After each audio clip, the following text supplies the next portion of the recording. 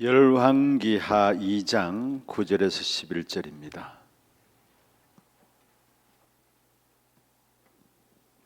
열왕기하 2장 9절에서 11절. 우리 같이 한음성으로 합독을 하도록 하겠습니다. 건너에 엘리야가 엘리사에게 이르되 나를 네게서 데려감을 당하기 전에 내가 네게 어떻게 할지를 구하라. 엘리사가 이르되 당신의 성령이 하시는 역사가 갑절이나 내게 있게 하소서 하는지라. 이르되 네가 어려운 일을 구하는도다. 그러나 나를 네게서 데려가시는 것을 네가 보면 그 일이 네게 이루어지느니와 그렇지 아니하면 이루어지지 아니하리라 하고 두 사람이 길을 가며 말하더니 불수레와 불말들이 두 사람을 갈라놓고 엘리야가 해오리 바람으로 하늘로 올라가더라. 아멘.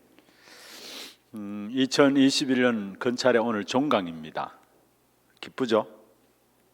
원래 이렇게 종강하면 제일 기쁘고 선생님들도 좋고 아마 이게 학생들도 제일 좋은 시간이 휴강이나 종강이 제일 좋은 시간입니다.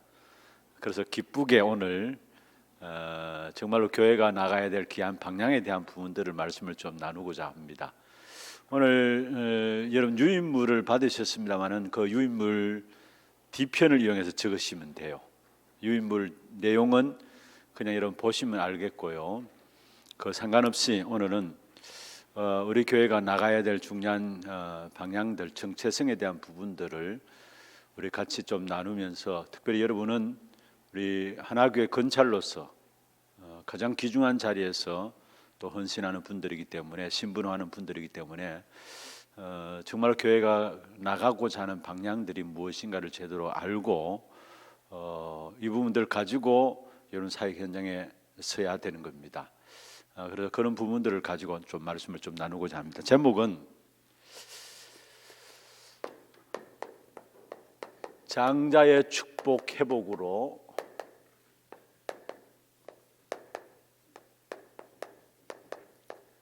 (237) 시대를 열자입니다.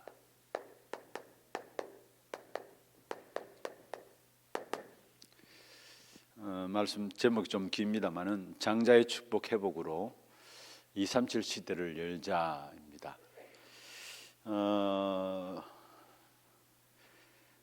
우리 교회가 어떻게 흘러가는가 그걸 보는 것이 참 중요해요. 그런데 그것보다 더 중요한 것은 똑같은 말일지 모르지만은 달라요. 뭐냐면은 하나님이 우리 교회를 어떻게 흘러가게 하시는가, 그게 보는 눈이 열려야 합니다.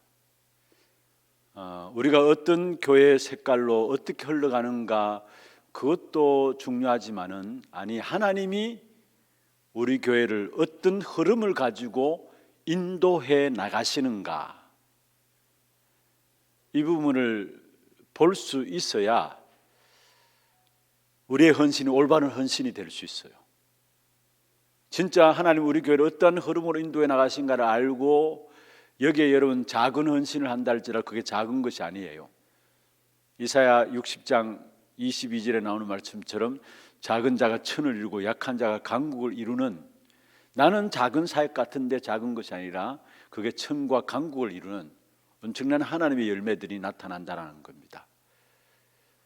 그리고 이 부분들을 여러분 볼 수 있어야 사소한 이런저런 말에 휩싸이지 않고요, 진짜 마음을 하나님께로 향해서 바르게 나갈 수 있는 겁니다. 그리고 이 부분을 진짜 볼 수 있어야 우리가 자꾸 헛소리를, 나도 모르는 이 사실을 모르면 헛소리를 하게 되는데 헛소리를 할 수 없게 돼요. 그래서 중요한 것은 하나님이, 그대로 써볼게요, 어떤 흐름으로 지금 우리 교회를 인도하시는가, 이게 중요한 겁니다.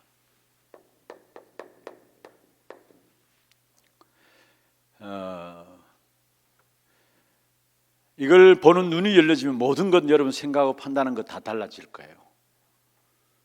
주의 종들을 보는 것도, 또 중직자분들을 보는 것도, 여러분 성도 한 사람 한 사람을 보는 것도, 여러분 구역 건찰로서 구역원들을 보는 것도 진짜 이 사실을 알면은 달라집니다. 대부분 우리가 신앙생활 그냥 은혜 받는 수준으로 그치기 때문에 문제 사건이 일어나면은 사실 이 사실 전체적인 부분을 못 보니까 그 문제 사건 속에 속아요. 그런데 이 부분을 보면은 그 어떤 문제와 사건과 어려움이 있다 할지라도 걸을 수 있겠다라는 생각을 하게 되고 이해가 되고 용납이 되어지고 오히려 기도가 나가게 돼 있어요. 너무 중요한 부분입니다. 우리 교회 색깔이 어떤 색깔이냐 그게 아니라 하나님이 지금 우리 교회를 어떤 흐름으로 인도해 나가시는가라는 부분들입니다. 사실 이 부분들이 되어져야 그 어떤 환경들 속에서도 흔들리지 않게 되어지고 여러분 사역들이 지속될 수 있는 것이죠. 여러분 어떻게 보실지 모르지만은 저는 하나교회 이렇게 담임 목사로 위임되면서 제가 하나님 앞에서 제 나름대로 기도하면서 붙잡은 이명 계약이 있었습니다. 제가 말씀드리는 시간들 있어서 이 부분을 말씀드렸습니다만은 그러나 다시 한번 이 부분들을 우리가 살펴보면서 앞으로 나가야 될 방향들을 우리가 함께 인도를 받고자 합니다. 사실 저도 우리 교회에서 자라났기 때문에 교회라는 것을 모르고요. 사실 우리 교회밖에 몰라요. 그리고 행정에 대한 부분들도 사실은 몰라요. 사실은. 그런데 제가 이렇게 담임 목사로 이렇게 위임되면서 하나님께서 이렇게 부족하고 모자란 나를 너무나 훌륭한 교회, 우리 중직자분들도 하나같이 똑똑하고 훌륭하고 정말로 행정에 대한 부분들도 너무나 흔히 아는 이런 장로님들이 많은 교회, 왜 이런 교회를 심부름하게 했을까? 사실 제 마음에 많은 기도가 담겨져 있었어요. 그러면서 제게 이 교회를 놓고 기도하는 가운데서 제가 붙잡은 부분들이 결국은 전도 목회라는 단어를 제가 붙잡았어요. 그래서 정말로 우리 교회는 많은 교회들이 교회 부흥을 위해서 전도하지만은 그는 교회 부흥을 위해서 전도하는 것이 아니라 전도만을 위한 교회가 되어야 되겠다.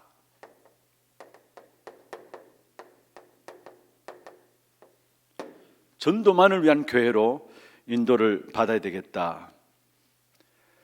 이 부분을 제가 마음에 가지게 되었고요. 메시지를 통해서 제가 이 부분을 붙잡게 된 거예요. 전도만을 위한 교회로 정말 이 일에 우리 교회가 갈 수 있도록 내가 심부름해야 되겠다. 그런 차원에서 보니까 하나님이 쓰시는 교회가, 하나님이 쓰시는 교회, 하나님이 사용하실 수밖에 없는 교회가 실제로 영적 전투 태세를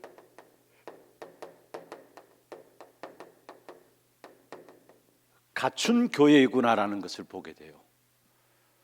여러분, 영적 전투 태세를 갖춘 교회라면 이게 바로 전도죠. 전도가 영적인 전투 태세인데 이것을 갖춘 교회를 하나님께서 쓰셨고 쓰시고 있구나라는 것을 보게 돼요. 일단 사람들이 보기에는 교회가 사회 봉사하고 문화활동하고 구제하고 좋게 보입니다. 세상 보기에는 그걸 인정해요. 그래서 신문 같은 데도 보면은 교회들이 나서서 지역사회 문화를 이끌어가고 또 봉사하고 구제하고 이런 부분들을 얼마나 띄워줍니까? 그걸 세상 사람이 인정한다는 말이거든요. 세상은 그것을 인정할 뿐만 아니라 그걸 좋게 봐요. 아, 교회가 너무 좋은 일을 하는구나. 심지어 교회들조차도 그런 일을 하면은 진짜 교회가 모델적인 교회로 좋은 일을 하는구나. 사람 보기에는 좋을지 모르지만은 하나님이 쓰시는 교회는 어떤 교회냐? 전투 태세를 갖춘 교회예요.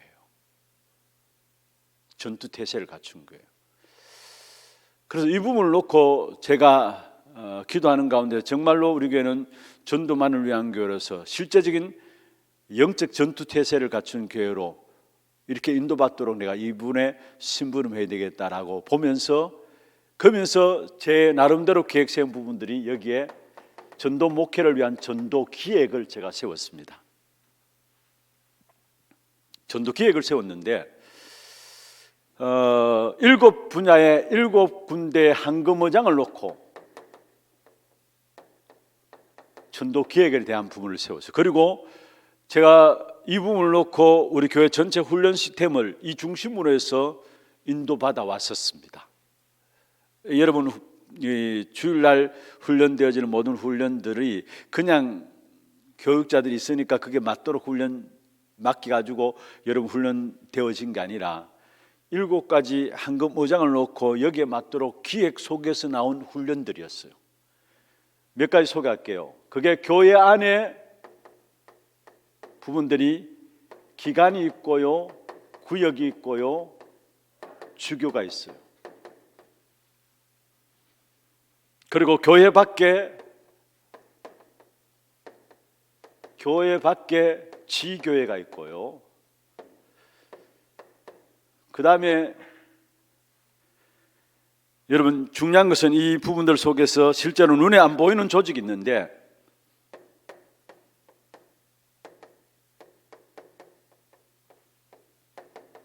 이게 문화와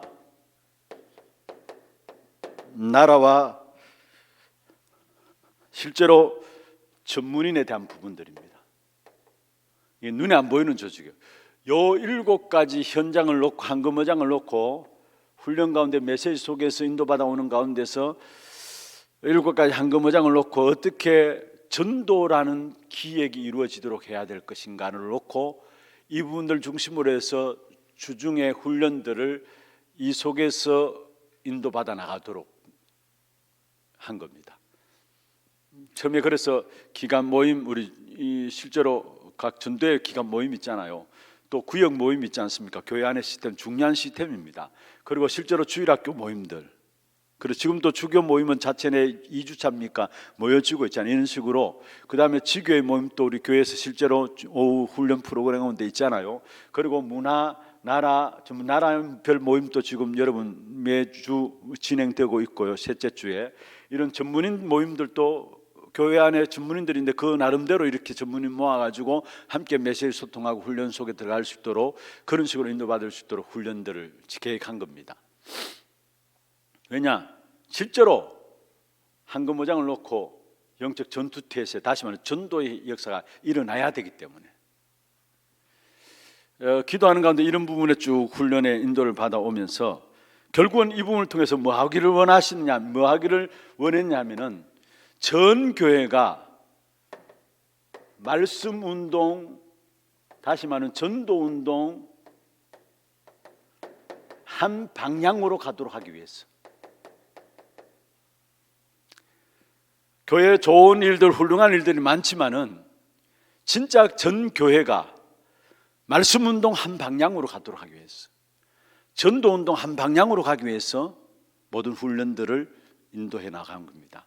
그래서 여기에 성경을 사도행전 6장 1절에 7절에 보면은 초대교회 중직자를 세우고, 사실 그 세우게 된 배경 중에 하나가 교회 안에 여러 가지 문제가 일어나니까 그 문제를 해결하기 위해서 사실을 7 집사를 세웠는데, 그러면서 베드로가 뭐라 했습니까? 우리는 말씀 전하는 것과 기도하기에 전무하리라. 그게 교회가 나가야 될 방향이에요. 그 사실을 놓쳐버렸기 때문에 교회 안에 구제 문제 때문에, 구제라는 한 부분이지만은 교회 안에 이런 문제들이 나오게 되고, 빨리 베드로가 깨달은 것이죠. 우리는 말씀 전하는 것과 기도하기에 전무하리라. 이 일을 위해서 일꾼을 세웠어요. 그렇다면은 교회가 전체 말씀 운동 방향으로 가는 거예요. 목회자의 목회도 말씀 운동 방향으로 가는 거고, 모든 중직자들이 행정하는 것도 말씀 운동 방향으로 가는 것이고, 규칙도 원칙도 뭐냐? 빨리 뭐 하느냐? 전체 전도 운동, 말씀 운동 방향으로 가도록 하는 거예요. 이게 사도행전 6장 1절 7절 여러분 잘 보십시오. 결국은 이 부분을 놓쳐버렸기 때문에 교회 안에 문제가 왔고, 이것을 해결하기 위해서 일꾼을 세웠다라는, 그 많은 일꾼들을 어떻게 이 부분들 속에 한 방향으로 가도록 하는 겁니다. 그게 교회에 나가야 될 가장 중요한 부분들이에요. 그래서 어떻게 하든지 간에 정말로 주의 종들이 목회하는 목회도 전도 말씀 운동 방향으로, 행정도 규칙도 규칙 교회 안에 좋습니다. 그런데 그 규칙이 되면 안 돼요. 전도 운동 말씀 운동에 유익하도록 되어야 됩니다. 행정도 좋습니다. 행정이 있어야 교회가, 여러분 개척교회와 다르게 한 20명 30명 개척하는 그런 교회들은 목회자들이 이렇게 해나가면 돼요 사실은. 그런데 우리 교회 같은 경우는 규모가 있잖아요. 이런 교회가 행정이 없다라는 것은 큰 문제가 올 수 있어요. 그래서 행정이 분명히 필요한데 그 행정이 행정을 위한 행정이 되면 안 돼요. 말씀 운동을 위한 행정이 돼야 되고 정말로 전도 운동을 위한 행정이 돼야 돼요. 많은 교회들이 어떤 행정과 규칙들 자체가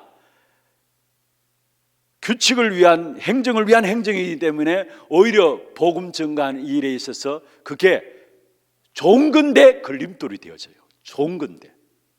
그리고 여러분 우리 교회는 규정집이 있습니다. 우리 교회 안에 전체를 놓고 어떻게 운영해 나갈 것인가에 대한 규정집이 있는데 그 규정집 제일 앞에 우리 장로님들이 단서를 달아놓은 게 이겁니다.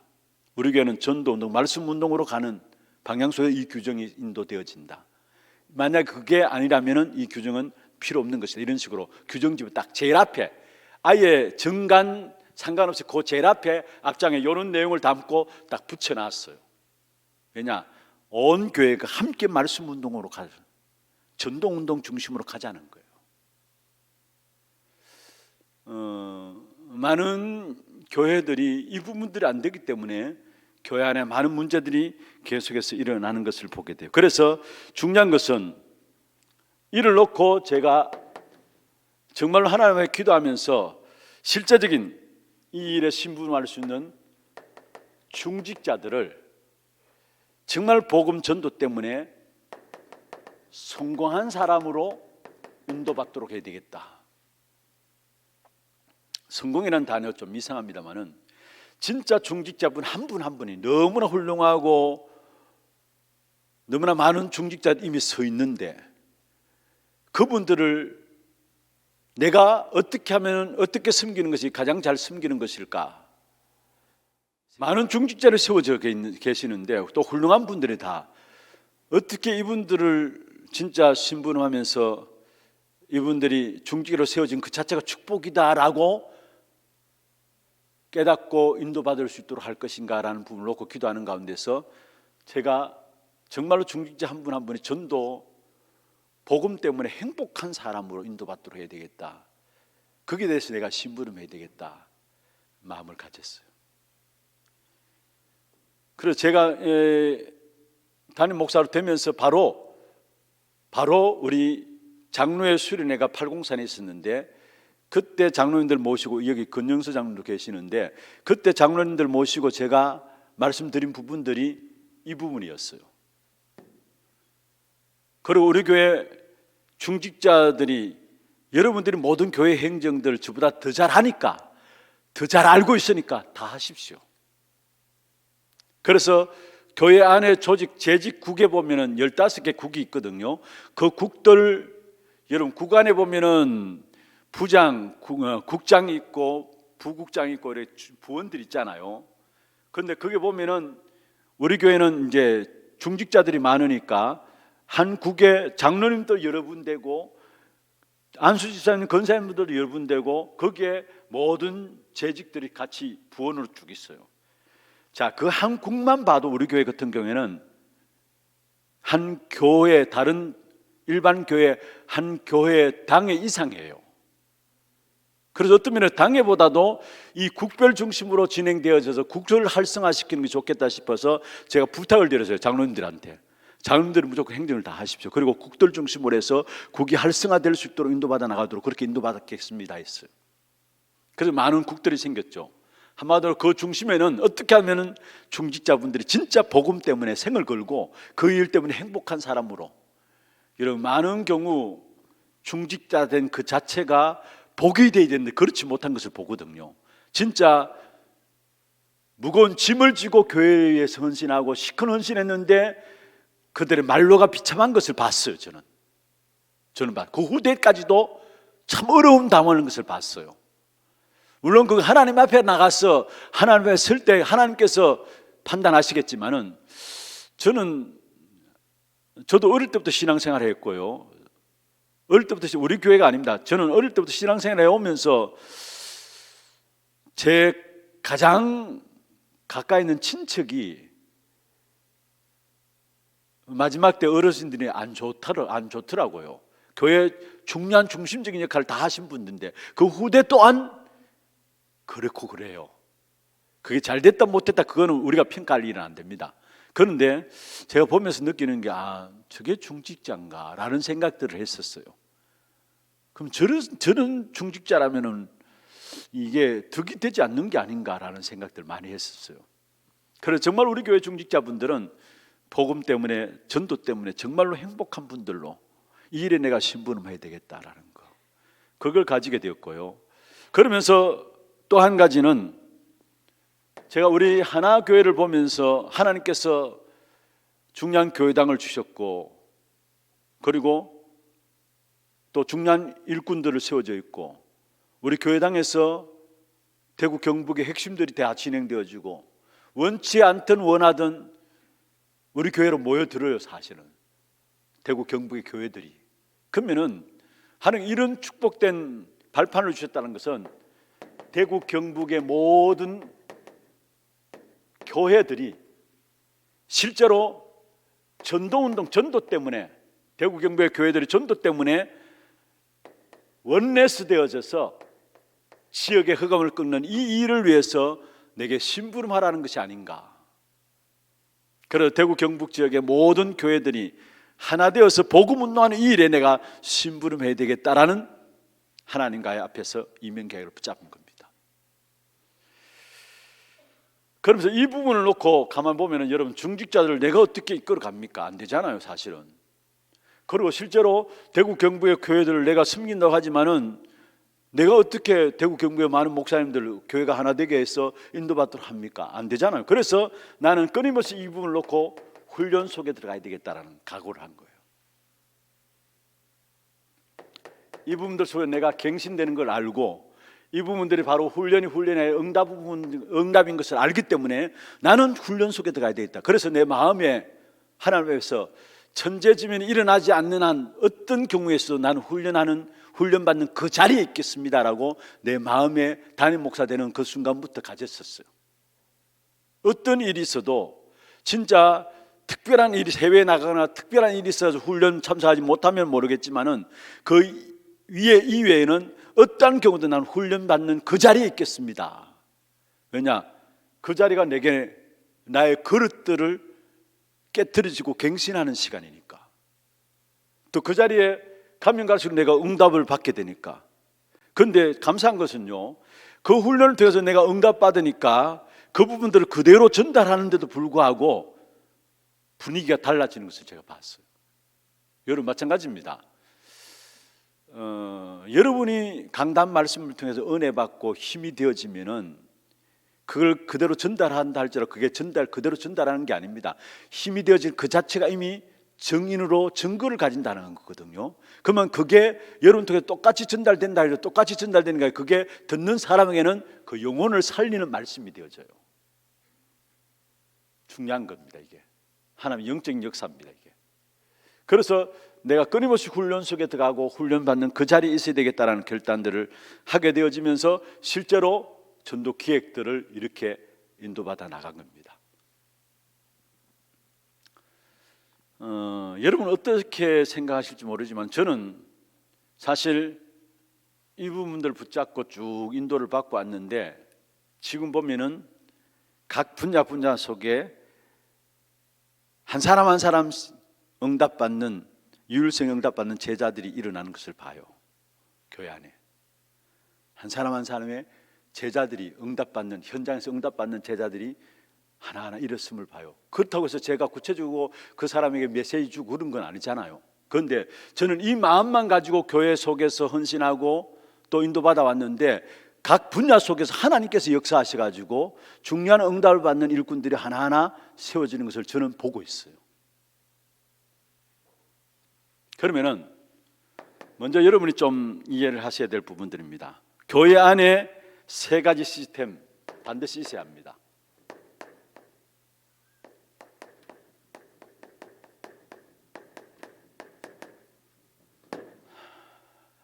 요 이전에 여기서 여러분 좀 한국 교회의 문제점이라 할까요? 아니 어떤 면에 단점이라 할까요? 좀 이해를 할 필요가 있어요. 먼저는 여러분 교회들이 처음 개척을 하고 거의 한 70~80%가 교회에 싸움이 일어나 가지고 교회가 분열되어서 개척을 한국 교회는 많이 했어요. 한 70~80%가. 그러니까 개척하면 처음 목사님 목회를 주도해서 해 나가잖아요. 그래서 자연적으로 모든 교회 부분들이 목회자 중심이 될 수밖에 없어요. 목회자 중심이 될 수밖에 없어요. 다라방도 마찬가지입니다. 많은 이만그만한 교회들이 사실은 제대로 일할 수 있는 일꾼들이 없잖아요. 그러면 당장 급하니까 목사님 중심에서 모든 행정들이나 모든 것들을 진행해 나갑니다. 그리고 목사님들이 훈련 속에 들어가고요. 그런데 중요한 것은 여러분 성도들도 그렇고 중직자들도 그렇고 사실은 모든 성도들이나 중직자들은 여건이 그렇게 되지 않잖아요. 훈련을 계속 따라 붙일 수 있는 여건이 안 되잖아요. 그나마 우리 교회는 참 감사한 것은요, 훈련하면 모든 성도들이 하나같이 인도받아야 되겠다는 마음들을 가지고 있는 사실과 또 처음에 우리 교회가 훈련 속에서 차를 준비해 가지고 온 성도들이 함께 훈련 받을 수 있도록 회비까지 주고 어떨 때는 밥까지 사 먹여가면서 훈련 받을 수 있도록 했다는 이 자체는 다락방 안에도 큰 센세이션을 일으킨 겁니다. 한마디로 엄청난 영향을 준 거예요. 사실 모든 교인들이 같이 훈련에 따라 붙였다는 자체가. 그러니까 교회 안에 많은 갈등들이 이게 갭이 생길 수밖에 없었던 부분들이 없어지게 된 이유 중에 하나가 그거예요. 성도들 같이 훈련 받으니까. 아시겠어요? 무슨 말인가 이해되죠? 목사님들만 훈련 받는 것이 아니라 성도들이 같이 훈련 받으니까, 훈련 받는 부분을 놓고 같이 응답받고 하니까 그 갈등들이 일어날 수 있는 부분들이 없어지게 된 겁니다. 그런데 일반 교회들은 다락방 하는 교회입니다. 다락방 하는 교회, 일반 교회들은 그렇지 않은 경우가 많거든요. 목사님 메시지 받고 와서 그대로 전달하는데 교인들은 또 상황이 그러니까, 여건이 그러니까 훈련을 못 따라 붙이니까 그럴 수밖에요. 사실 중직자도 그렇고 성도들도 그렇고. 그런데 여기서 이 갈등들이 제대로 소통이 되어지고 해결되어야 되는데 이게 안 되어지니까 시간 가면 갈수록 주의 종들이 앞서서 뭔가를 하면은 목사님 왜 저렇게 하실까? 처음엔 그렇게 생각해요. 반대하는 건 아닌데, 주의 종들의 사역 속에 반대하는 건 아닙니다. 그런데 이해가 안 되니까, 여기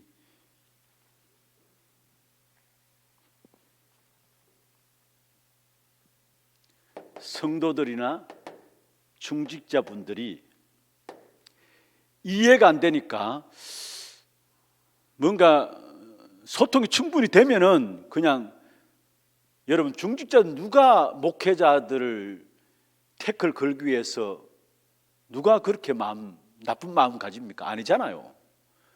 중직자분들이나 성도들은 하나같이 어떻게 하면 교회, 어떻게 하면 주의 종들을 위해서 헌신할 것인가. 사실 올바른 중직자라면은, 올바른 성도라면은 그 마음들 다 가지고 있는 거 아닙니까? 여러분도 마찬가지 아닙니까? 내가 목사님 한번 보자, 그렇게 해가지고 한번 걸고 넘어지고 어떻게 하든지 그렇게 하기 위해서 중직되는 사람은 하나도 없어요. 사실은. 그런데 피가 통하지 않으면 뭔가 이렇게 피가 통하지 않으면 뭔가 막히면은 그게 내가 이렇게 뭡니까? 뇌출혈이 인하고 이렇게 되면은 어느 한 분야에 병이 오는 것처럼 이 부분이 소통 안 되니까 특별히 훈련을 놓고도 소통 안 되니까 그 속에 목회자들이 주도해 나가는 부분에 대해서 주도해 나가야 되니까 교회가 되니까 그 주도해 나가는 부분에 대해서 나름대로 성도들이나 중직자를 볼 때 왜 저럴까라는 생각들 처음에 그렇게 생각합니다. 뭔가 이해가 안 되니까 왜 저럴까, 목사는 왜 저럴까. 그런데 그게 가면 갈수록 결국 성도들에게 중요한 문제들 생기면은 그 문제들 기점으로서 갈등을 일으키고 왜 그럴까라는 생각했던 부분이 중요한 문제, 교회가 있을 수 있잖아요. 문제 생기면은 그 부분들을 통해서 갈등이 드러나게 돼요. 갈등이 드러나면서 결국은 뭐냐? 생각이 분열돼요. 그래서 정말로 교회가 말씀운동, 복음운동 중심으로 하나 돼야 되는데, 원네스 돼야 되는데 그 원네스가 안 되어져요. 사단이 노리는 겁니다. 아시겠어요? 사단이 노리는 거예요. 그게 처음에 왜 그럴 거라로 시작했는데 문제가 딱 생기면서 거기에 갈등들이 더 일어나게 되고요. 그 갈등들 속에서 결국은 뭐냐? 생각이 분열돼요. 분열되면서 결국은 원네스가 깨떨어져요. 그래서 중요한 일을 놓고 원네스 되어서 하나님의 일을 감당해야 되는데 그 부분들을 하지 못하도록 악한 사단이 결국은 교회들을 그렇게 붙들고 있는 겁니다. 이게 어떤 면에서 지금 교회들의 문제예요. 교회 문제예요. 이 부분들이 소통이 잘 되는 교회는 상관없어요. 왜냐? 성도들도 중직자들도 하나같이 복음 운동하기를 원하잖아요. 목회자가 좀 모자라도요, 진짜 이 부분 되어지면은 오히려 모자란 그 부분들을 성도들이 중직자들이 도와줘가지고 복음 운동할 수 있도록 나가는 겁니다. 그런데 이게 안 되니까 조그만 부분들 속에서 왜라는 것으로 시작해서 갈등이 오게 되고 거기에 분열이, 생각이 분열되어지고 하나 되지 못하는 거예요. 그리고 여러분, 갈등 오고 생각이 분열되면서 결국 교회 안에 뭐가 생기는 줄 압니까? 패거리가 생겨요. 패거리가 생겨요. 그리고 결국 원넷을 깨는 거예요. 원넷을 깨는 거예요. 목표는 뭐냐? 어떻게 하는지 말씀운동, 복음운동 되지 못하도록. 우리 교회는 말씀운동 중심으로 하나 되어서 가고자 전도 기획이라는 것을 가지고 전도 목표로 가지고 전도 목회를 시작한 겁니다. 그리고 원로 목사님은 중요한 말씀을 하셨어요. 총회장 됐을 때 전도에 방해되면은 총회까지도 해산시키겠다. 그 말씀을, 전도에 방해되면은 총회까지도 해산시키겠다. 하나님께서 우리 교회를 어떤 흐름으로 인도해 오셨는가를 여러분 볼 수 있어야 합니다. 그냥 단순히 그냥 전도 목회가 아니에요. 우리 어르신 목사님, 원로 목사님이 전도에 방해된다면 총회까지 해산시키겠다, 그냥이 아니에요. 하나님께서 우리 교회를 이전에 여러분 신비운동과 제자운동과 전도 폭발과 그러면서 다락방 운동으로 인도받아 왔잖아요. 그런 가운데서 실제로 전도라는 부분들이 숙제였는데, 전도 폭발하면서도 실제로 이런 팀이 이뤄서 전도 현장에 나가서 시범도 보이고 여러분 그거 했잖아요. 다 인턴십 했잖아요. 그럼에도 불구하고 전도라는 숙제였는데 전도가 되어진다라는 부분을 놓고 교회적인 차원에서 다락방 운동 속에 들어와 가지고 전도가 방해된다면은 총회까지도 해산시키겠다 말씀하시고 그 속에서 결국 전도 목회를 가지고 귀중한 중직자들이 일에 심부름할 수 있도록 모든 중요한 일꾼들이 이 일에 응답받을 수 있도록 그게 흘러온 것이 하나님께서 우리 교회를 그 흐름으로 인도해 오셨다라는 거, 이걸 볼 수 있어야 합니다. 그럼 교회 안에 세 가지 시스템이 준비되어야 됩니다. 이걸 놓고 여러분 기도하시고 또 이걸 마음에 담고 귀중한 사역에 임해야 됩니다. 첫 번째 시스템이 뭐냐?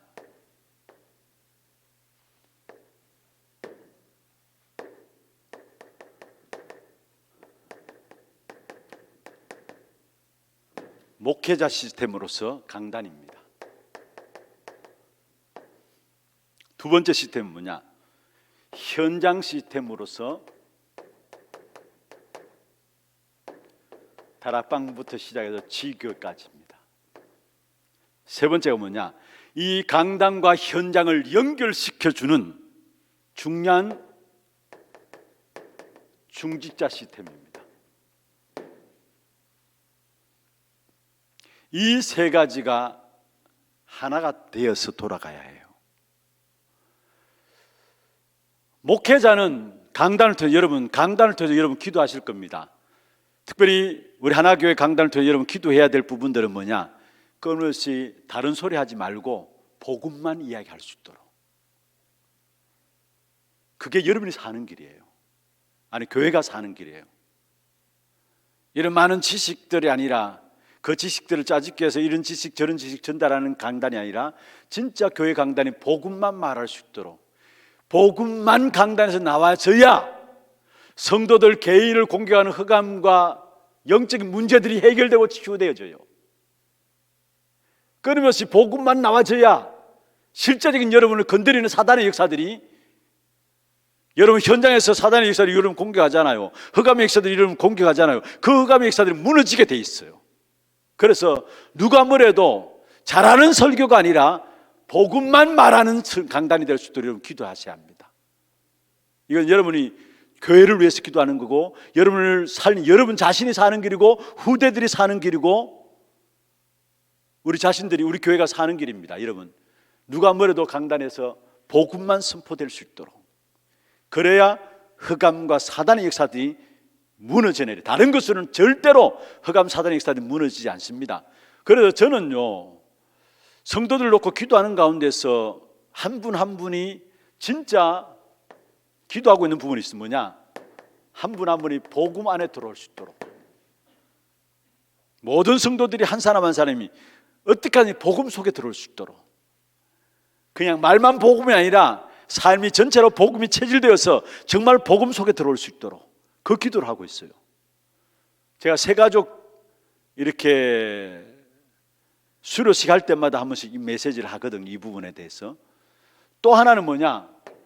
정말로 그냥 기도가 아니라, 많은 사람 기도 다 하잖아요. 그냥 기도가 아니라 복음 누리는 기도가 되어지도록, 한 분 한 분의 성도들이, 우리 하나교회 성도라면 복음 안에 들어오고 복음 누리는 기도를 누릴 수 있도록, 그리고 정말로 하나님께서 원하시는 전도, 하나님이 원하시는 선교에 대한 마인드가 가지도록, 하나님이 원하시는 성경적인 전도와 성경적인 선교와 선교에 대한 부분들이 마인드로 딱 가져지도록, 그러면서 개개인이 하나님의 뜻을 발견하고 그 앞에 설 수 있도록, 요 중심을 가지고 저는 계속 성도들 위해서 기도합니다.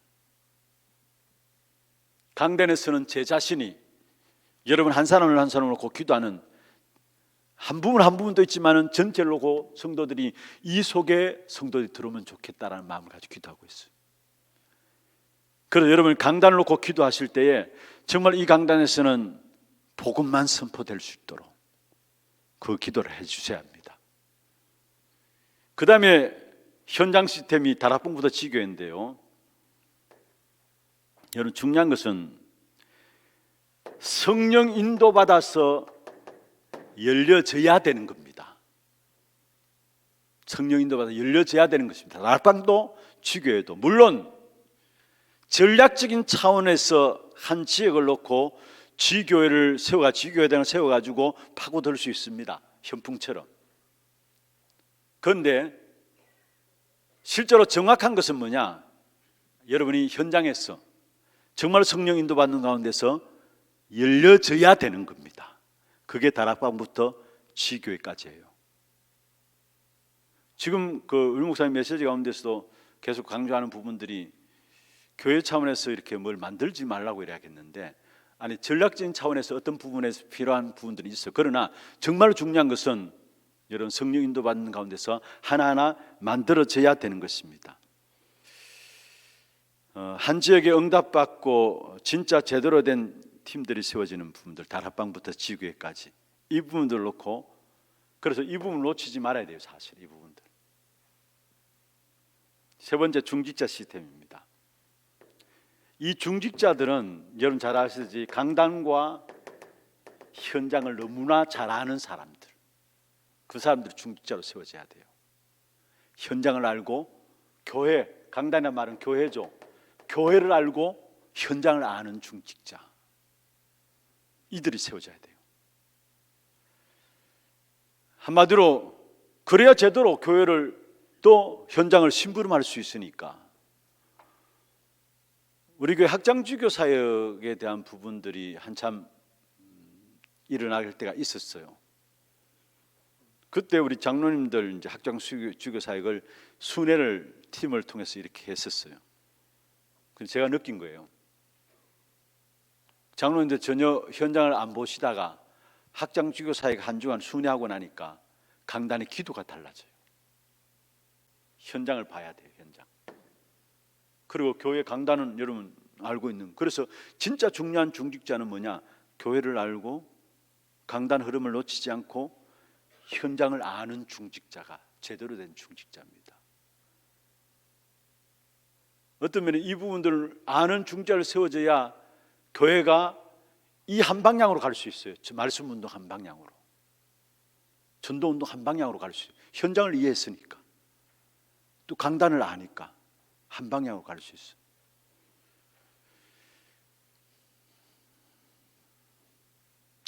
여러분 지금 우리는 중직자들을 많이 중직자 시대에서 많이 세웠잖아요. 실제로 이 훈련이 되고 나서 세워져야 되는 중직자들입니다. 그런데 일단 급하니까 세워놓고 이 훈련을 시키자는 거에서 지었어요. 아시겠어요? 일단은 급하니까 세워놓고 이 훈련들을 시켜나가자는 것인데, 제대로 된 중직자는 이 사실을 알고 세워지는 중직자라야 제대로 된 중직자입니다. 여러분, 미국의 윤한철 교수라고 있습니다. 제가 에티오피아 갔을 때 그 사람 만났었어요. 미국 교수 협의회 회장이었는데요. 다락방 운동하는 분이에요. 그런데 그분과 잠시 에티오피아에서 사역을 같이 인도받으면, 대학 현장에 같이 인도받으면서 이야기를 듣는 가운데, 이분이 너무 귀중한 분이구나, 너무 중요한 분이구나. 가만 보니까 아예 지교회를 가지고 많은 일꾼들을 키우고, 대학 현장 안에서도 그게 많은 제자들과 연결돼서 훈련하고 일꾼들을 키우고 있었어요. 그게 연결된 사람 중에 한 사람이, 또 제 이름이 갑자기 생각 안 나네요. 그 젊은 교수인데요. 그 교수는 아예 미국에서 중요한 대학에서 전임 교수로서 이렇게 들어가야 되는, 학교에서 그렇게 요청해서, 그런데 이분은 젊은 분이, 제가 이름이 갑자기 생각 안 나요. 이분은 아예 현장을 더 알아야 되겠다 해가지고 교수 그 자리를 사용하고 에티오피아 거기에 와서 대학 현장에서 사역하고 있는 분을 만났어요. 정말로 한 분 통해서 이런 중요한 제자들이 연결되어 있구나. 그리고 여러분, 최규선 교수는 많이 들어보셨죠? 최규선, 아마 우리 RUTC 방송에 보면 특강, 청년이나 대학 특강에 나와서 한 번씩 강의하시는 분인데, 그분은 컴퓨터 공학인가 제가 알기로는 교수분입니다. 그런데 이분도 지금 지교회를 하고 있거든요. 대학교 교수로서 지교회를 하고 있는데, 제가 한번 지나가다가 RUTC 방송국에서 이분 특강하는 잠시 내용을 봤는데, 그게 뭐냐면은 자기 소개하는데, 내 교수는 아르바이트고 내 주 업무는 전도자라고 했어요. 교수는 아르바이트라 했어요. 그리고 이분이 하루에 30개 이상 한 주에 30개 이상 다락방을 지금도 해요. 자기 집을 미션홈으로 해가지고 대학생들을 가지고 훈련시키고 있고요. 그리고 우리 교회, 우리 그 대구에도 목회자장님 한 분이 그쪽에 연결돼서 지금 미션홈에 있는데,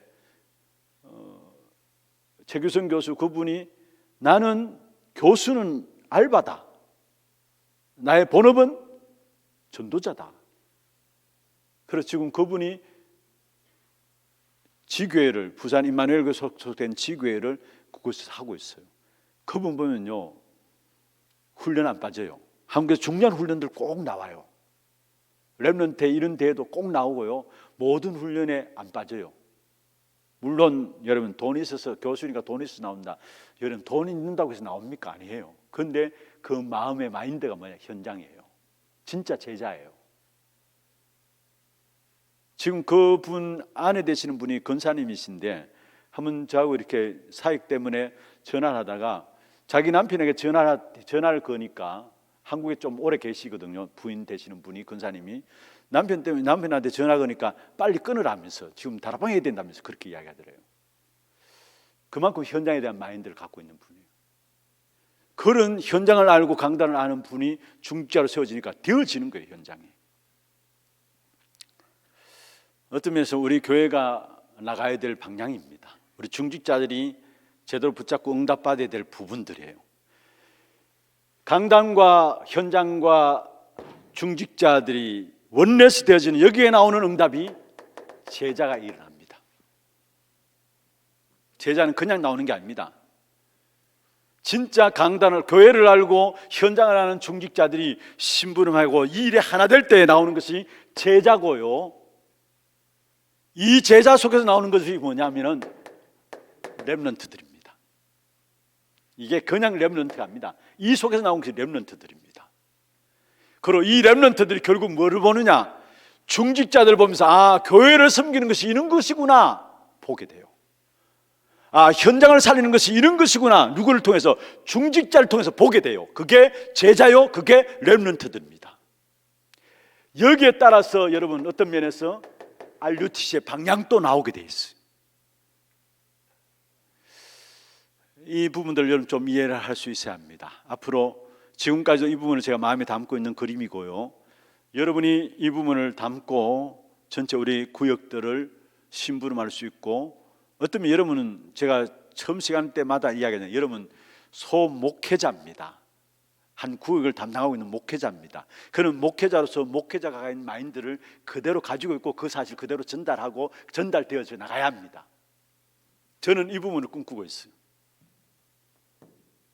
이 부분을 중직자들이 정말로 현장을 알고 강단을 아는, 그리고 그 중직자들과 현장과 주의 종들이 하나 되어서 그 속에서 제자가 일어나면서 그 제자들을 발판으로 해서 결국 렘넌트들이 일어나는, 그 렘넌트들이 중직자들 보면서 모델이 뭔가를 볼 수 있는, 아, 교회를 살리는 것이 이런 거고 현장을 살리는 것이 이런 것이구나라는 것을 볼 수 있는 렘넌트들. 그러면 그 렘넌트는 반드시 성공하게 돼 있어요. 두 번째입니다. 이번 우리 그 교육자 수련회 때에 같이 메시지를 나눈 부분들이고요. 또 어제 우리 장로님들에게 이 메시지를 같이 나누었던 부분이고요. 우리 여전사 수련회 때도 이 메시지가 나왔던 부분입니다. 여러분 건찰로서 같이 함께 공유해야 하겠습니다. 교회 성장 3단계입니다. 장자의 축복을 회복함으로 237 시대를 열면서 만명교회를 향해서 나가기 위해서 교회 성장 3단계입니다. 첫 번째 뭐냐? 간단하게 설명하겠습니다. 먼저 소수 집중입니다. 예수님이 12제자를 먼저 세웠죠. 집중입니다. 뭡니까? 올인하는 겁니다. 사실은 류 목사님 이 부분을 말씀하시면서 100명 이하의 교회는 이렇게 돼야 된다 했어요. 그렇잖아요. 목회자들이 올인하잖아요. 사모님들도 올인하고요. 어쨌든 다락방 문 열어서 현장 뛰기 위해서 올인합니다. 소수라면 그렇게 해야 돼요. 그런데 나중에 설명하겠습니다만 교회 안에 이 세 가지 다 있어야 돼요. 사실은. 두 번째가 뭐냐? 예수님은 그 다음에 70인 세워가지고요, 한마디로 말하면 중직자 중심이죠. 중직자 중심에서 여기서 일어나는 것이 바로 전문인과 렘넌트들이 일어납니다. 이 부분에는 200명에서 500명 선은 이렇게 돼야 된다 했어요. 한마디로 중직자들이 일어나야 된다라는 사실이 적어놓고 이야기했어요. 그 다음에 세 번째로 바울은 모든 지역으로 중요한 제자들과 렘넌트들을 세워나갔습니다. 이게 1000명에서 10,000명 되어지는 교회가 갖춰야 될 시스템이다 했어요.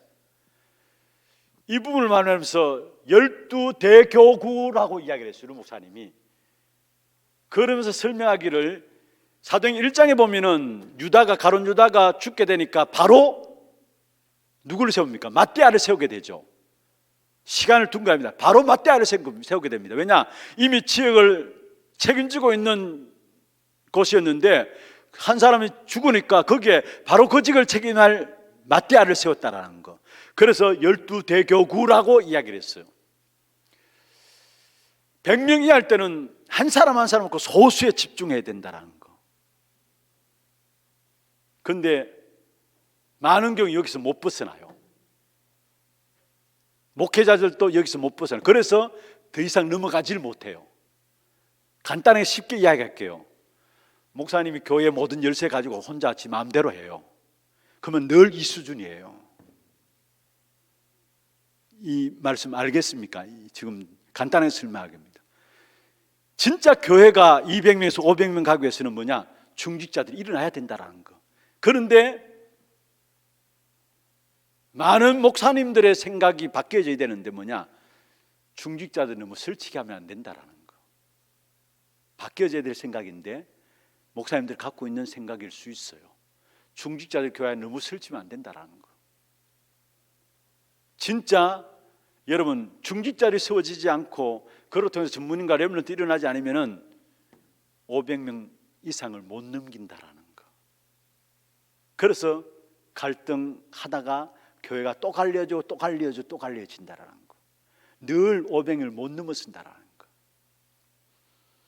그다음에 진짜 교회가 1000명에서 10,000명 교회로 가기 위해서는 한 지역을 책임지는 목회자가 나와야 되고 그 목회자 중심으로 많은 시스템들이 갖추어져야 된다. 그래서 70군데 지교회를 이야기하셨어요. 류 목사님이.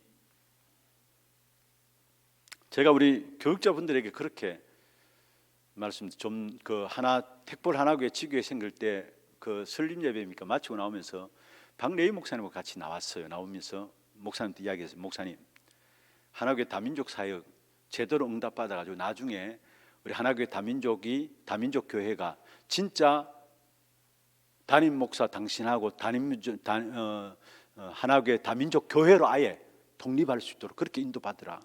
그리고 교회 안에 다민족 안에 정말로 중직자도 세우고 정말로 제자들 찾아가지고 목회자도 나오게 하고 그래서 아예 하나 다민족 교회로 아예 독립을 하자. 그렇게 말씀드렸어요. 지금 우리 택볼 하나교회 우리 최상군 목사님도 와 계십니다만은 저는 저 교회를 놓고도 그렇고 앞으로 또 교회들이 하나님께서 허락하신 대로 지역지마다 또 세워져 나가겠죠. 그런데 제 마음에 모르겠습니다. 최 목사님은 모르겠습니다만은 제 마음에는 어떻든 교회가 우리 하나교회를 통해서 같이 연합해가지고 이런 정말로 세계 선교 237 나라를 살리기 위해서는 개교회로 안 되거든요. 그러면 정말 중요한 순간에는 단임으로 개교회가 다 나가지만은 여러분 지교회당에서 나중에 지교회당이 성장하면 또 개교회로 나가야 될 거 아닙니까? 그러면 단임 돼야 될 거 아닙니까? 그런데 단임되면서 교회와 연결이 끊어지는 게 아니라 이걸 지금 제가 기도하고 있는데 어떻게 하면 이렇게 협의회를 구성해서라도 같이 연결해서 하나 되어서 중요한 순간에는 같이 중요한 내용들을 공유하면서 기도하면서 정말 237 나라를 놓고 함께 힘을 합칠 수 있는 그게 그 시스템이 되어져야 될 것이 아닌가 이런 생각들 하고 있어요. 루 목사님은 그렇게 말씀하시더라고요. 부교육자는 무조건 70지교회를 뛰라 했어요. 건물도 필요 없고 돈도 필요 없다 했어요. 뭔가 자꾸 투자하지 말라 했어요. 나중에 다 없어진다 했어요. 초대교회가 그랬고요. 지금 어떤 면에서 복음 전하기 어려운 나라들마다 건물 필요 없어요. 사실은 다 필요 없게 돼요. 사실 앞으로도. 그러면은 무조건 현장을 뛰면서 그 현장에 한마디로 말하면은 지금 메시지 여러분 들었잖아요. 임마누엘 교회 안에 12교회가 있는 거예요. 뭐니까 무슨 말인가 이해하겠어요. 그래 그걸 잘하는 교회가 미국 갈보리 처치 척 스미스 목사라고 이야기했어. 여러분 척 스미스 목사에 대해서 메시지 들을 때 그는 한국 담당 목회자가 따로 있다 했잖아요. 그 한국 담당 목회자가 부산 임마누엘 교회 와서 이 교재를 사용해도 되느냐라고 물었다. 다락방 교재를 사용해도 되느냐고 물었다 하잖아요. 그만큼 뭡니까? 한 나라를 책임지는 목회자 따로 있고 한 지역을 책임지는 목회자가 따로 있다라는 거. 이걸 어느 정도 흉내냈던 교회가 순복음 교회라 했어요. 그리고 어르신이 우리 루 목사님이 앞으로 당신이 이 교회를 하고 싶다 했어요. 임마누엘 교회 안에 12교회가 세워지는, 심지어 어느 정도로 말씀하시는가 아십니까? 여러분, 우리 차세대 선교사들이 지금 훈련받고 있는데요, 앞으로 굳이 차세대 선교사들, 이렇게 선교사들 선교 현장에 보낼 필요가 있겠냐, 그 이야기도 하셨어요. 왜냐? 복음운동 말씀운동이 제대로 한국에서 일어나면은 다 들어와서 훈련받아야 되는데, 한국에서만 해도 그 훈련들 시켜서 보내는 이 일이 너무 중요한 것인데, 그래서 사도하라 목사입니까? 이런 목사님들은 파송된 게 아니고 본부 소속돼 가지고 거기서 일본인 교회, 일본인 담당 훈련들을 다 맡고 있잖아요. 여러분, 그 부분들이 이 부분을 놓고 이해하시면 돼요. 이 부분을 놓고. 정말 우리 교회 안에도 이제는 목사님들이, 주의 종들이 정말로 한 지역을 놓고 이렇게 정말로 담임 목사식으로 대우를 해드리고, 교회 차원에서. 제가 한 달 전입니까? 제가 그 말씀을 그 전도학교 시간에 말씀드렸어요. 우리 정말로 제가 이렇게 사역을 해보면서 느낀 것이, 우리 부교육자들이, 특별히 부목사님들이 경제에 대한 부분들에 여러 가지 이렇게 어려움 당하지 않고 마음껏 교회에서 뛸 수 있도록 교회에서 뒷바라지면 좋겠다라는 그런 부분을 제가 금조 전도학교 때 말씀드렸어요. 늘 사실 우리 뭐 어느 정도 교회 호봉소가 되어지면 목사님들이 빨리 어디 나가야 될 것인가라는 생각을 할 수밖에 없거든요. 사실은 그렇잖아요. 모르겠습니다. 우리 교회 부목사님들은 모르겠습니다만 거의 다 어떻게 하면 딴 살림 차릴 것인가, 자기가 대장하고 싶으니까, 이 대장이란 말이 좀 그렇습니다만 일단은 뭔가 마음대로 하고 싶으니까 그런 마음들 가지는 게 당연한 거거든요. 사실은. 그런데 모르겠어요. 우리 교회 안에 우리 목사님들 보내달라는 교회들이 많아요. 근데 내가 한번 한 분에게 이야기를 해봤어요. 그런데 그분이 자기는 안 가겠다는 거예요. 사실 좀 이렇게 우리 부교육자들이 교회 안에서 물질적인 부분에 대한 어려움 당하지 않고 경제적인 부분에 대해서 어려움 당하지 않고 그냥 마음껏 현장을 뛸 수 있는 그 일의 교회가 심부름하면 좋겠다. 그래서 진짜 담임 목사 이상으로 교회에서 대우해주고 그렇게 하면 좋겠다는 마음이 제 마음에, 제가 사역에 인도받으면서 그렇게 느꼈어요. 그리고 그걸 금조 전도학교 때 말씀드렸더니만 참 감사한 게도 뭐 그냥 이렇게 정리된 거지만은요, 또 우리 이 내년에 예산을 보니까 그나마 우리 교육자들이 조금 사례들이 좀 정리가 좀 되어진 것 같아요. 그런데 그것까지도 사실 어려운 거죠. 어려운 건데 어떻든 한 분 한 분이 정말 담임 목사 이상의 대우를 받을 수 있도록 교회 안에, 저는 그렇게 생각합니다. 만약에 그런 시스템을 교회 안에, 그런 그릇들을 교회 안에 가진다면은 필요한 건 하나님께서 축복하시고 채우시지 않겠냐. 그 하나님 축복과 채우심이 여러분 가정의 산업을 통해서 하나님께서 그 축복을 주시지 않겠냐라는 생각을 해요.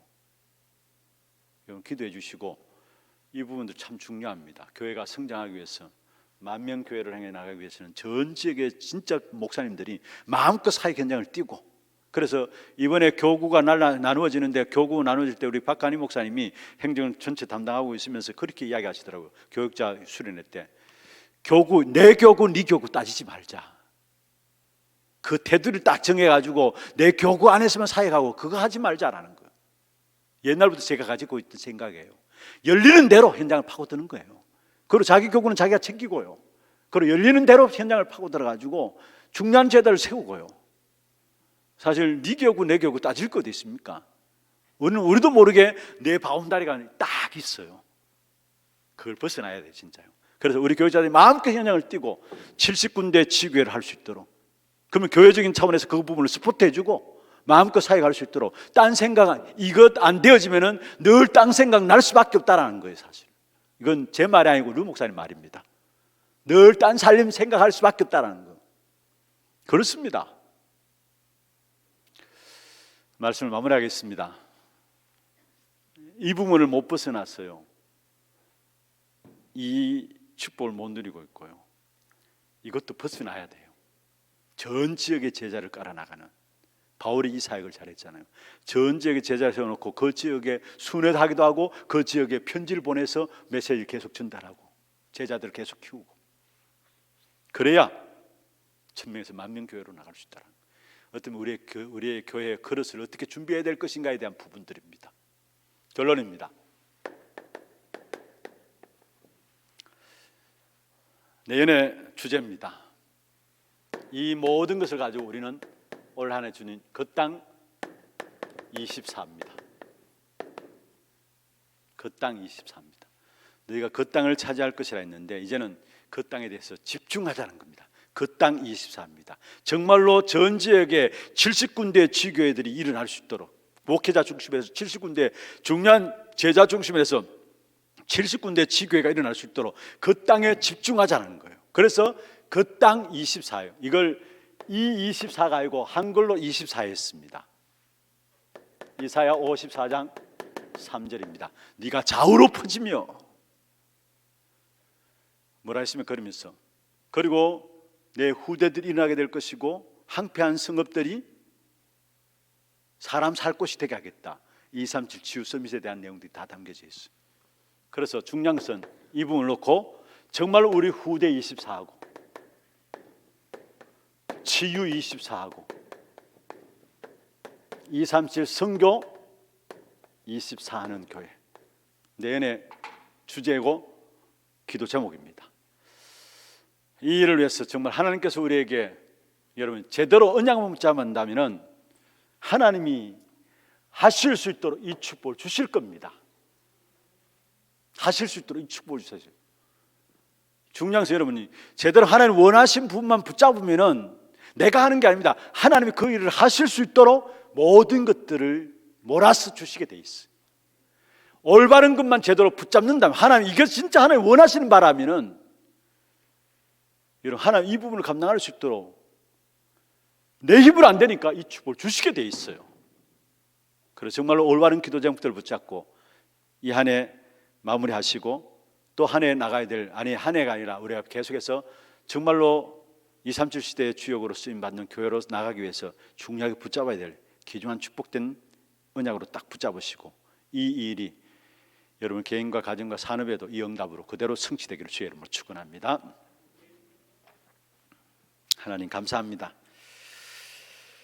2021년을 마무리하면서 우리 교회가 걸어온 길과 또 앞으로 나아가야 될 귀중한 길들에 대해서 말씀을 통해서 우리에게 정리될 수 있도록 인도해 주심을 감사함을 드립니다. 먼저 이들이 이 언약의 말씀을 붙잡음으로 장제의 축복을 회복함으로 237 나라를 살리는 주역이 되게 하시고 이들 속한 가정과 산업과 모든 자녀손들 함께 축복하시며 특별히 이들의 숨기는 구역 속에서도 이 축복된 응답이 그대로 전달되어지는 귀한 역사가 있도록 역사하여 주옵소서. 특별히 2022년도를 준비하면서 정말로 그 땅에 올인하기를 원합니다. 집중하기를 원합니다. 우리 모든 지역의 죄종들과 제자들 통해서 70지교회가 일어나는 귀한 축복된 응답이 있도록 역사하여 주옵시며 또 정말 이 일을 통해서 후대 24하고 치유 24하고 237 선교 24하는 귀한 교회 축복된 응답이 있도록 역사하여 주옵소서. 한 해 동안에 이들의 모든 수고와 헌신들이 결코 헛되지 않음을 믿습니다. 두고두고 열매로 맺혀짐을 믿사오니 또 계속해서 이들이 중요한 자리에서 하나님 주시는 성령의 인도를 따라서 귀하게 쓰임받아지는 귀한 제자들 될 수 있도록 축복해 주옵소서. 지금은 우리 주 예수 그리스도의 은혜와 하나님 아버지의 말로 닿을 수 없는 사랑하심과 성령님의 내주인도 역사 충만하심이 장자의 축복 회복으로 237 시대를 여는 주역으로 쓰임받기를 원하는 사랑하는 죄종들 머리 위에와 이들의 가정과 산업과 자녀손들 위에 또 모든 구역과 몸된 교회 위에 지금부터 영원토록 항상 함께 있을지어다. 아멘.